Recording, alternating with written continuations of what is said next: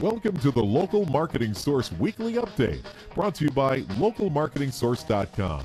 This update is taken from the Local Marketing Source Professional Development Program for local marketers. This week's Local Marketing Update is brought to you by Scott Gallagher.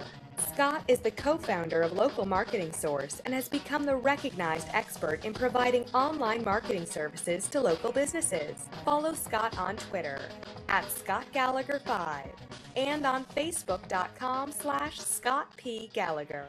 Hey, well, good afternoon, everyone. Scott Gallagher here with Local Marketing Source, bringing you our weekly local marketing member update and local marketing industry update. Now, our next LMS member faculty call with live questions is going to be next Wednesday. That's January 30th at 4 p.m.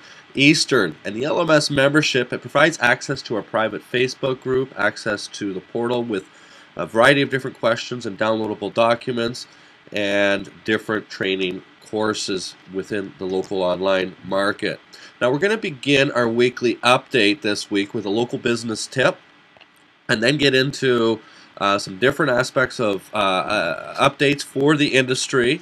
That's going to be including some new aspects on Google Plus local and listings that are pending within there, a new update, Google Panda update. We're going to talk a little bit about SEO for Pinterest. It's one of the fastest growing social networks that exists that's out there, and optimizing different aspects on Pinterest. And then we're going to get into a local internet marketing tip this week for LMS members, and that's going to be an interesting tip. But this week's tip for local businesses, we're going to cover leveraging social media distribution and content. And for the local internet marketing agency, we are going to discuss different aspects of surveys and polling and getting an understanding of our audience. So this week's tip for a local business, as mentioned, is leveraging content distribution. Well, what does that mean? Well, when we start to talk about what SEO is or what marketing is, it's just getting an understanding of an audience, creating a message in different forms, and distributing that message to an industry, customers, or prospects.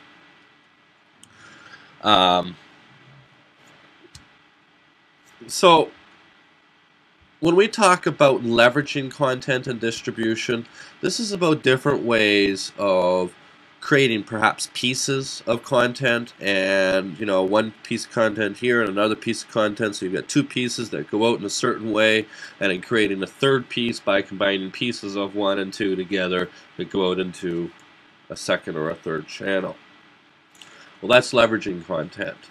And ways to leverage content, for example, is taking a look at your blog strategy. And your blog is your own house, and you can create a written document that goes on there. You can take that written document and turn it into a video. Just get yourself in front of a camera. Well, you've got a different piece of content. You can take your original piece, you've now got a transcript that is tied to that original piece of video content. You can take that same piece, change the messaging in it for the audience, and instead of saying ours and whatnot, you can talk about an industry and in turn distribute that content to an industry magazine or whatnot. So local businesses always want to find ways that you can leverage existing content, whether that's taking video of through different events that you may have at your local business, or that can be testimonial video or whatnot. In any event, there's always ways to find to leverage content. Now, distribution as well is the same thing. We've got ways that, or places we can distribute that include Twitter, Facebook, Google, LinkedIn, Instagram, Pinterest, Tumblr, WordPress. The list goes on, and there's all of our email programs. Well, there used to be a nice tool called TweetDeck until Twitter bought it for this, but the solution that I use is called Hootsuite, one word, Hootsuite, and it essentially just allows you to create one piece of distribution message and funnel it out to all your social networks. A beautiful thing about that is you can schedule a lot of your tweets as well. If you're going to be away on vacation, or you've got something that's reoccurring, or at the beginning of every year you can put in employees' birthdays or recognition for certain days or whatnot. You got to be careful about scheduled tweets though. You know, life happens and there could be some worldly events that go on, and you don't want the wrong tweet to go out on the wrong day. Alright, now to get into some of our update this week, there's just been so many problems with Google Plus and Google Places, as Google still likes to call it in some areas. Getting listings in there and getting listings removed and all of this aspect. Well, we announced a couple of weeks ago that they've got a customer service number now. It is easily accessible. We've been able to get through, and so there's some good news on the progress here. Items are being reported that things are being updated a lot quicker than they have been. I just read a report this morning that there was less than a 12-hour turnaround from after speaking with a Google rep that there was an update.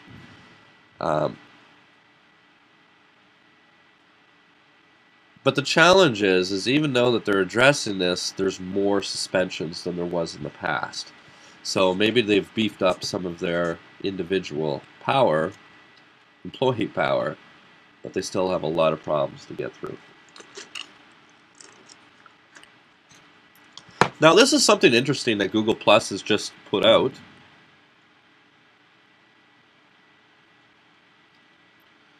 Is that Google Plus is now going to make suggestions for you to leave, places for you to leave reviews at based off of your search history. They don't really know where you've made purchases. I have to think about this one because it's kind of like they're still soliciting reviews. Google's soliciting reviews and they tell us we can't solicit reviews.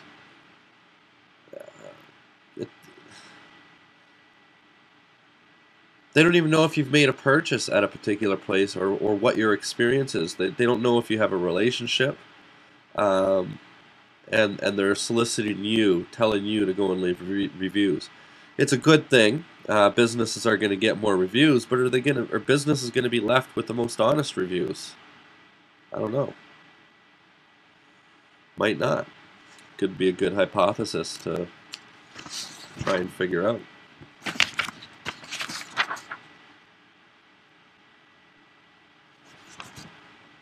I don't know how long they're going to do that. There's some implications to it. I read into a few different things. I see that, okay, Google, they really want more information. They're collecting information based off of reviews. We could speculate a lot of that information that they collect off of it, but they want more reviews. And they're going to make suggestions on where to leave reviews.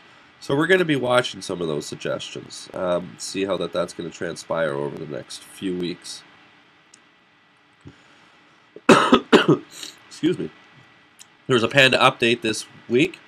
This would be their 24th update of Panda in the last year. They haven't had an update for a month and a half. And it's not really a significant update. But Google has confirmed this update. They denied an update that significant reports indicated that there was an update that they denied. So that's about it this week for the updates. I'm going to talk a little bit more right now. We didn't have a very busy week, but I want to talk a little bit about Pinterest and imagery. And you've got Instagram and you've got Pinterest out there, and these are two networks that I've been familiar with since their inception. Kind of really haven't done anything with them at all. It's very easy to move on to the shiny object. but I've become a little bit more intrigued with it, and especially since Facebook's graph search was ultimately launched, and what my perceptions of what Facebook is and what I see with Facebook, I see a connection to SEO. Now, that's with my thinking of chasing the algorithm. But now we've got to figure out ways that ultimately help the marketing efforts of businesses.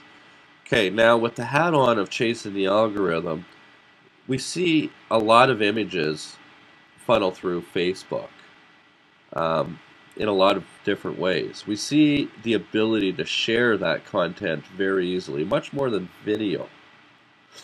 And the explosive growth of these two social networks tells me, especially seeing it, with mainstream people, not techies, that this is a tool that's being used. There's a lot of people that really enjoy it and really gain a lot of value from these tools. And so, with Pinterest, you've got this place to pin and identify what are your favorite pictures. Instagram comes into play because it's integrated directly with Facebook. In fact, Facebook owns Instagram. And so when these images get into their network and they're shared, or other social networks, we'll say Google,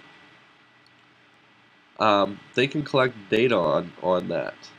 Now, it becomes difficult as a challenge of how a local business, what images are they going to create that's compelling and ultimately going to be shared? Well, you can go and take pictures of hamburgers all day long, and they're not going to be that intriguing. But there are ways you could take creative pictures with hamburgers to get them to be shared. You can put little stickman feet on it and stick your hamburger out in the middle of the street and do a funny close-up shot with a transport truck coming behind it. I don't know. But you can come up with ultimate really good ideas for any type of consumer-based restaurant or consumer-based local business. When you start to get the business-to-business, yeah, it's not going to be as intriguing. You can think of, say, a specialized software creator, or a courier service. A courier service, well, we could probably get creative and have a little bit of fun, and may be able to create a game with some of their drivers and have their drivers take pictures, and you can have the most compelling picture of the week, throw it up for the business, taken by drivers' perspectives. That could be a lot of fun. Dentists, you can do the best before and after picture of the week. Close-ups of disease and decay aren't very attractive, but they'll be shared. So,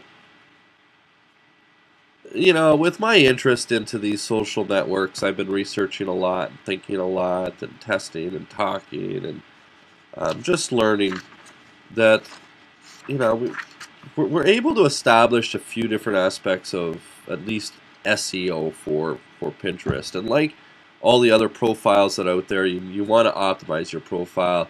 You've got a couple hundred characters in your short description, the keyword stuff it, as they would say. Well, that's ultimately what's relevant for the business at hand, chiropractors. Make sure when you choose your Pinterest name, it's in alignment with a lot of your other names that are out there. Follow branding principles. Don't change it up too much. Of